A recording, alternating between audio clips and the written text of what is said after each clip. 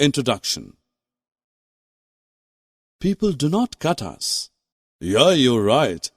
Even we are free to roam and do what we like. No one comes to hunt for us for our skin and hairs. How is this possible? Well, we live in a sanctuary. Want to learn more about it?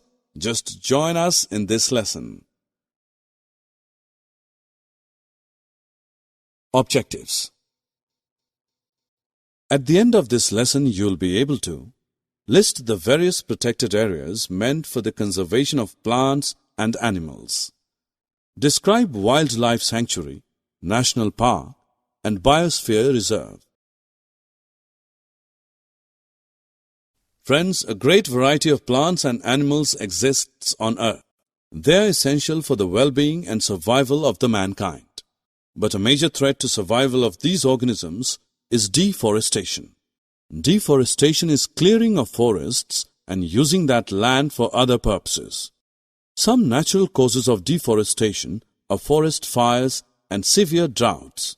Man-made causes of deforestation include cutting of forest trees for the purposes like procuring land for cultivation, building houses and factories, making furniture, or using wood as fuel, etc. You have already studied about the deforestation and its various causes. Now let us discuss some of its consequences. Droughts. Plants need carbon dioxide for photosynthesis. Fewer trees would mean that less carbon dioxide would be used up, resulting in its increased amount in the atmosphere. This will lead to global warming as carbon dioxide traps the heat rays reflected by the Earth. The increase in the temperature on the Earth disturbs the water cycle and may reduce rainfall. This could cause droughts. Soil erosion. Fewer trees result in more soil erosion. Removal of the top layers of the soil exposes the lower hard and rocky layers. This layer of soil has less humus and is less fertile. Gradually, the fertile land gets converted into deserts. It is called desertification. Floods. Deforestation also leads to a decrease in the water-holding capacity of the soil. The movement of water from the soil surface into the ground is reduced, resulting in floods. Animals' life gets affected. Deforestation also affects the animal life since forests serve as habitat to most of them. Loss of biodiversity. Cutting of forest means the extinction of thousands of species and varieties of plants and animals, many of which have never been catalogued scientifically. Children, you have become aware of the effects of the deforestation, so now you can understand that there is a need to conserve the forests and wildlife. Moreover, plants and animals are needed for the sustained development of the earth.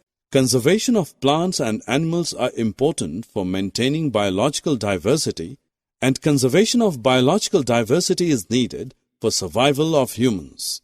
You would be eager to know as why these areas are so important. Well, plantation, cultivation, grazing, hunting and poaching are prohibited in these areas. We will now learn about the protected areas for plants and animals. Let us begin with sanctuary. The areas where animals are protected from any disturbance to them and their habitat is called sanctuary.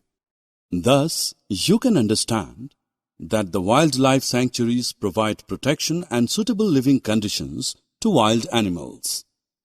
You must have visited the zoo in your city.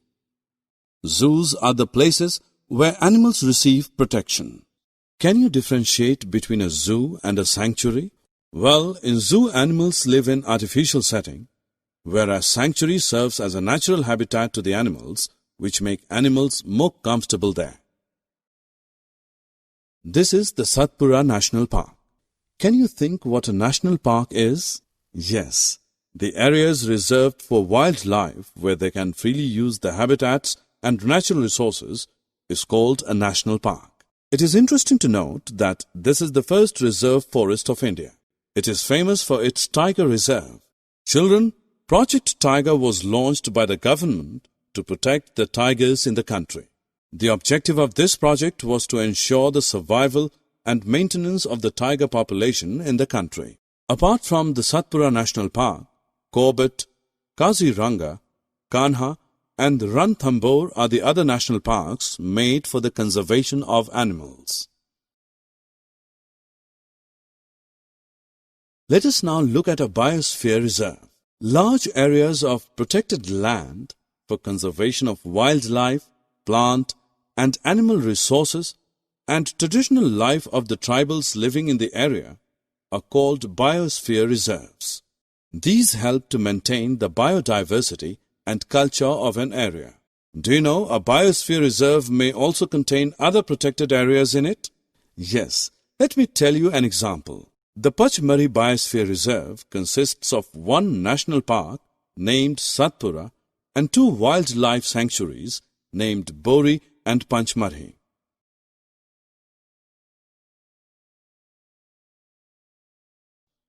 Summary. Let us summarize what we have learned.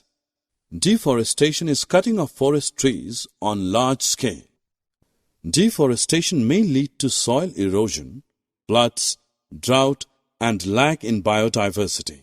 Wildlife sanctuary, national park and biosphere reserve are the areas meant for conservation of forest and wild animals.